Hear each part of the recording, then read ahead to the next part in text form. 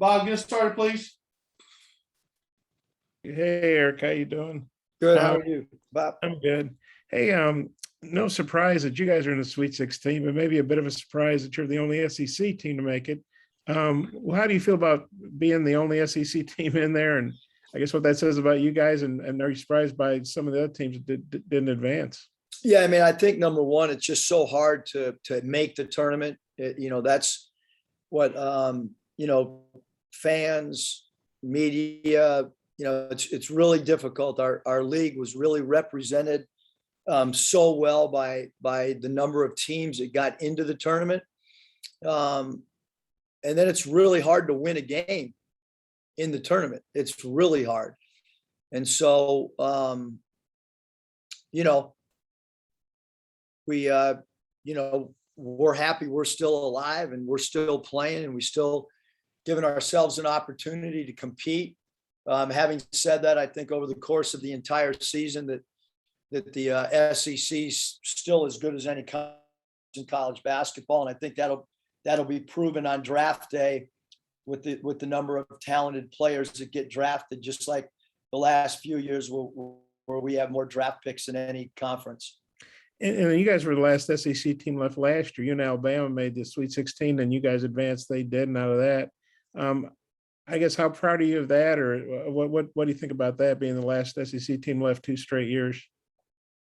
Yeah, I mean, I think it's a credit to how hard our guys have played, and I think everybody plays hard, but we got hot at the right time. We kept getting better during the course of the year. We were really, really challenged at the end of the year, and with arguably, it wasn't my words, but we had as difficult schedule as anybody in college basketball down the stretch, and we were able to play as well as anybody down the stretch. And so I think it's a big time credit to our players that they continue to get better. I thought defensively we're probably at our best the last time we got out and competed against New Mexico State. And then playing a team as good as Gonzaga, the #1 overall seed, you've got such a good record in college when you've had, I think it's 4 more days to prepare. What do you think is the key to that? And does that help maybe give you a little extra confidence even going against a team like this? Well, I mean, they present a lot of problems. That's why, they're the #1 seed, and we have a really challenge ahead of us in a lot of different areas, both offensively and defensively. So the prep is not what it seems really, Bob, because our travel's challenging. I mean, we were delayed yesterday. We didn't get home, and we played the night before, and we didn't get home till about 18 hours after the game, which was a shock to me. I was hoping to go see the baseball game, and I was lucky to see the last game of the tournament. I felt like last night by the way the travel ended. And now, we practice today. We still don't know what time we leave tomorrow. Gonzaga's, as I've mentioned in the past, they've been on the Pacific time zone for a long time because every team in their conference is in one time zone, to my knowledge. And so, they have a short travel from their site. So we lose a little bit, I think, preparation time just based on how the schedule is going to lay out and the time change and the travel and so on. Okay, thanks. I might have a couple more. I'll get back to Mike. Thanks, Eric. Dudley?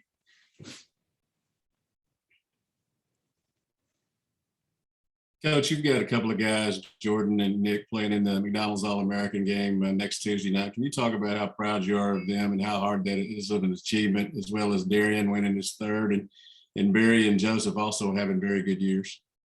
Yeah, I think it's a really exciting class, but there's always an adjustment period too, with our philosophy and the way that we do things in the summer. But, obviously, to make a McDonald's game and to have the talent level, coming in across the board is exciting.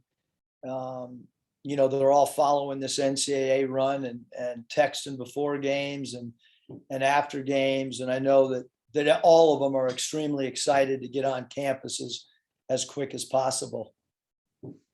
Thanks. Thanks, Dudley.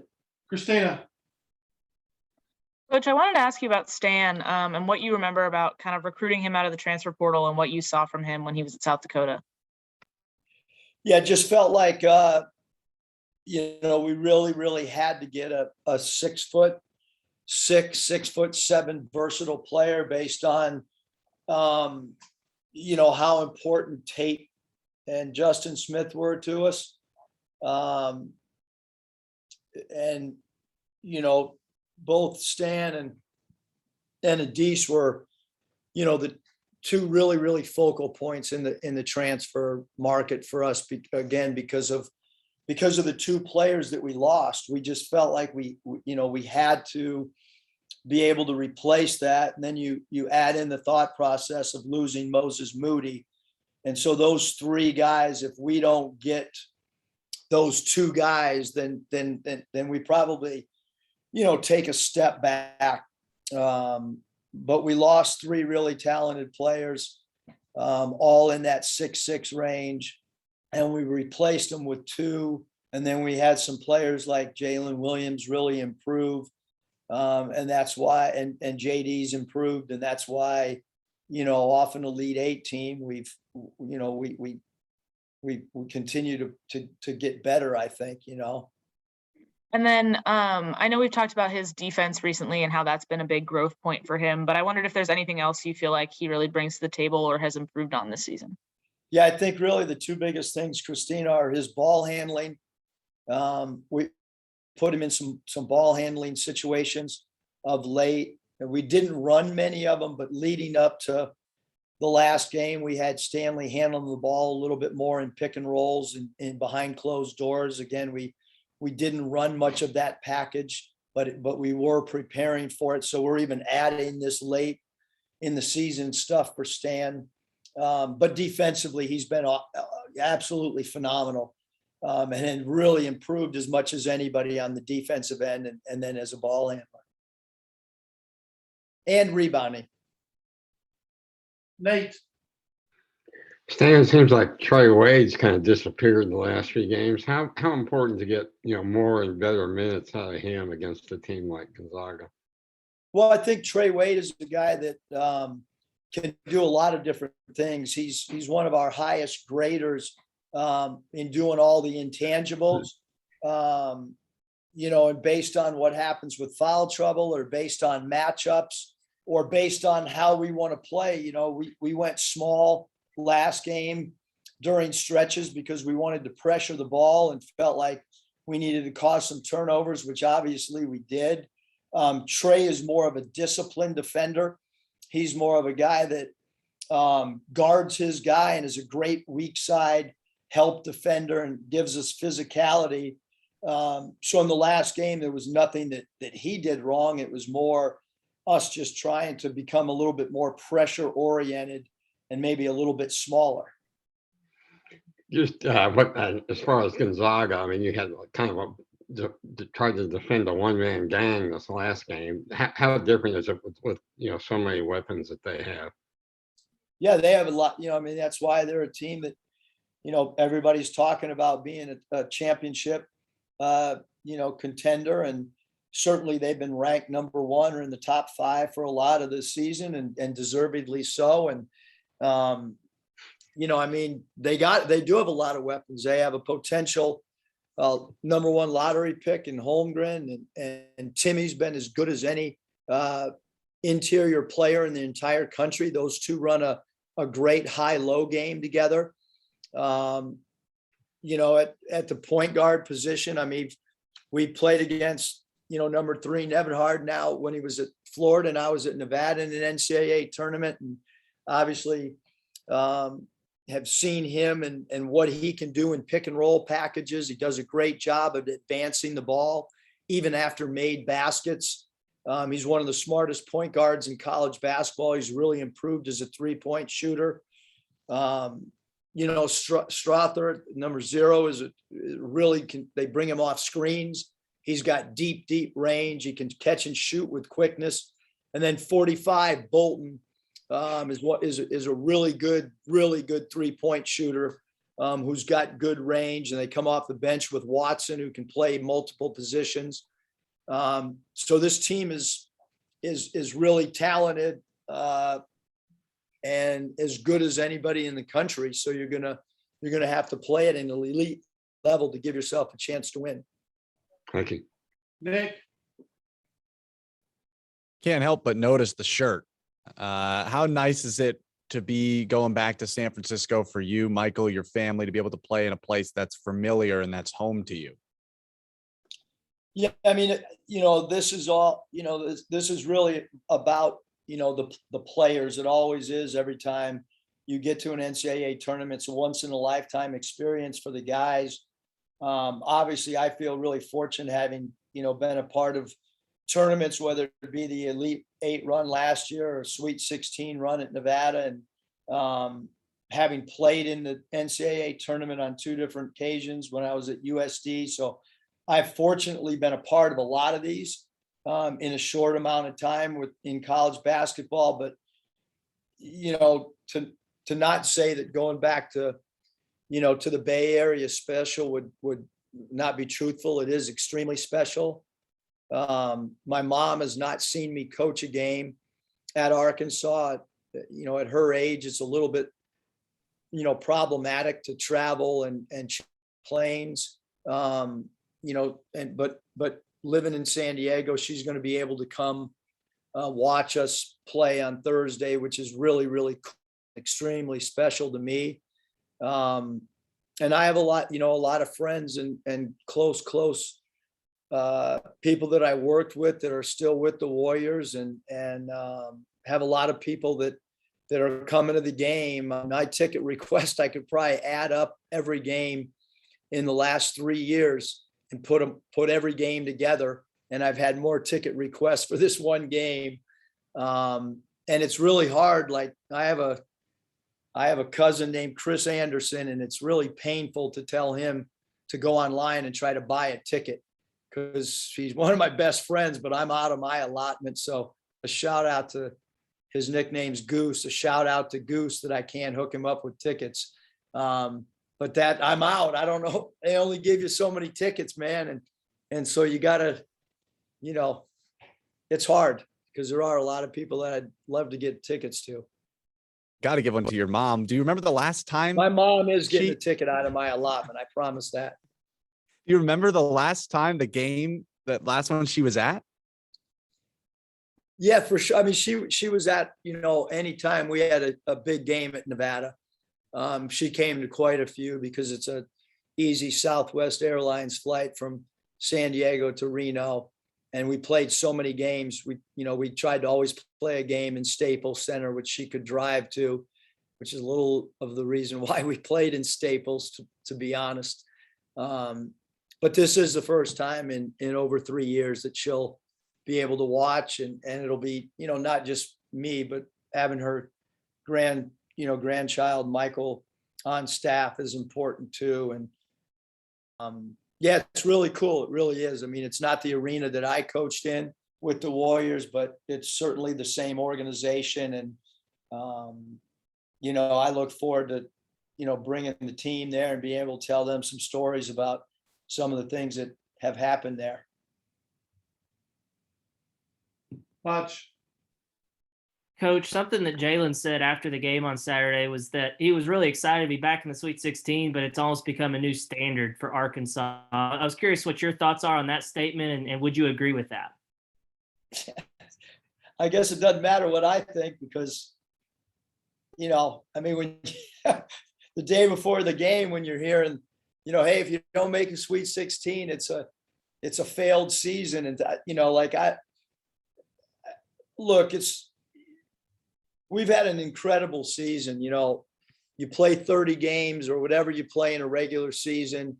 The way that our guys have finished the season, meaning the regular season was absolute. I mean, it was an incredible run in front of sellouts and And then you just take this game by game. And, I mean, we have a unique perspective in how we've tried to prepare, but also be able to have a lot of fun together. Like none of us want this to end, meaning coaches, staff, players.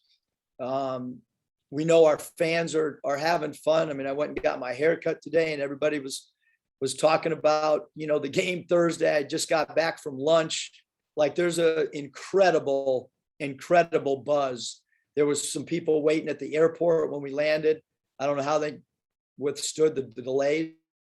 But it's awesome. Like, you never can take for granted how hard it is, like I said, to make the tournament. Look at all the teams in day one that didn't advance, that were great teams or great programs. And then look how many teams now that we're down to 16. I'm talking unbelievable programs with great talent and great regular seasons that aren't playing. And look, we're playing a team that a lot of people think are going to win the national championship. And not many people, I shouldn't say not many, no one's talking about Arkansas even having a chance in this game. I mean, I got two good eyes and my internet works really good. I got great connection. And I haven't found anybody that is even giving us a chance to be in the, to be in the same arena with Gonzaga. So it's a great challenge for sure against a team that, like I said, has the number one seed overall for a reason, because they deserved it based on their play. And we got to have a couple good days of prep and try to get as fresh as we possibly can and see what happens. Dudley, real quick, and then Bob. But yeah, Hutch, it's a new standard. Yeah, obviously you mentioned the signees texting and all that. Can you quantify just the success that y'all had and how that translates into future success? Well, I think that last year's Elite Eight run, I don't think there's any doubt how that coincided with a recruiting class that we have coming.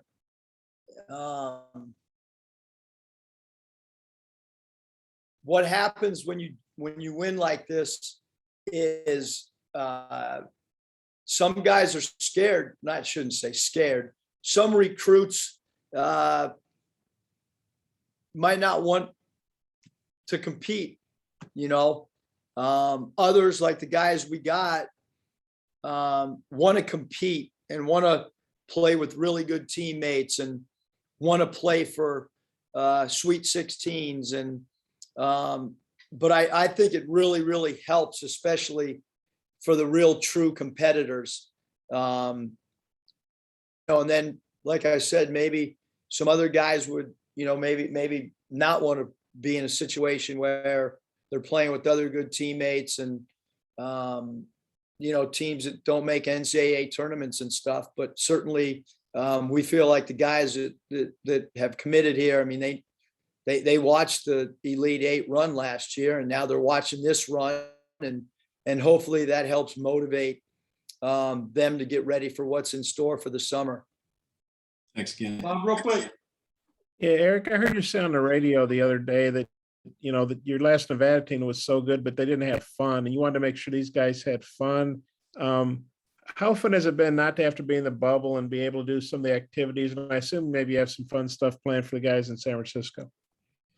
Yeah, I mean, without a doubt, it's way better than the bubble.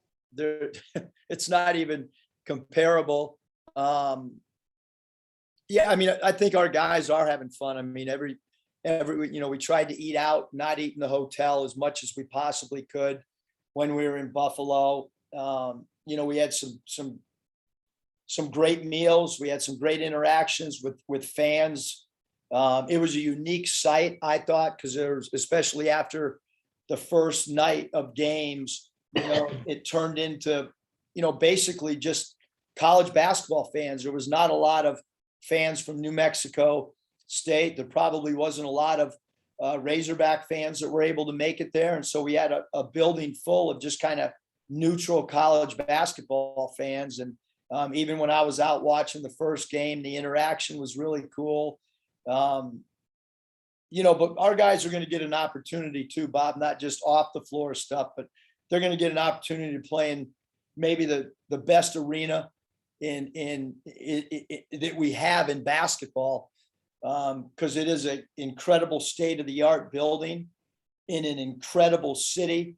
Most of our guys have not spent a second in San Francisco, as has some of our staff. It's going to be a lifetime experience for our guys without a question. You got some activities planned, going to the Golden Gate Bridge or Alcatraz or something? I mean, it's really hard to schedule anything when you don't know what time you leave yet. I don't know if we're leaving in the morning, at night, in the middle of the night. I mean, as soon as we find out what time we're traveling, then maybe I have enough off-site practice sites that if we need extra time allotment, that I've got all those lined up, but no outside activities until I get a confirmation on schedules. Okay, well, I'm sure you have to do something fun. Thanks. Thanks, Coach. Appreciate your time.